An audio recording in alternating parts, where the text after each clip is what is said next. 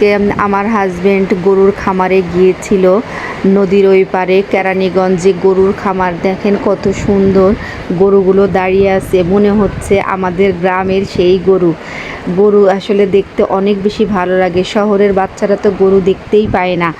আমরা ছোটোবেলার থেকে গরু দেখে বড় হয়েছি। আমাদের গোয়াল ভরা গরু ছিল, গোলা ভরা ধান ছিল। আমি অনেক বড় গৃহস্থী বাড়ির মেয়ে।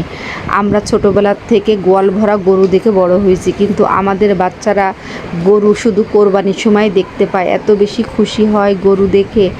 দেখুন কত সুন্দর করে দুধ পানিয়ে দিচ্ছে। এই দুধ যে এত সুন্দর ঘন। আমরা ছোটোবেলায় খাঁটি দুধ খাইছি, কিন্তু এখন আমাদের বাচ্চারা খাঁটি দুধ খেতে পারে না। প্রতিটা মানুষের বাসায়ই একটা করে গাভী গরু ছিল দুধ খাওয়ার জন্য, কিন্তু আজকে সেই দিনগুলো নেই। এই যে দেখুন দুধ এত সুন্দর ঘন। আজকে 10 কেজি দুধ নিয়ে আসছে। আমি দুধটা জাল দিয়ে নিয়েছি। দুধ বারবার করে নাড়া দিতে হয়, না নিচেই লেগে যায়। এত ঘন দুধটা দেখেন কত ঘন। একবারে দুধ গাভীর থেকে পানিয়ে নিয়ে চলে আসছে। আমি আবার একটু ছোট পাতিলও একটা দিয়েছি, আবার একটা বড় একটা পাতিলের মধ্যে দিয়েছি, কারণ একসাথে বেশি দুধ বলটিয়ে পড়ে যেতে পারে। এই কারণে আমি বড় একটা পাতিলের মধ্যেও দুধ দিয়ে নিয়েছি।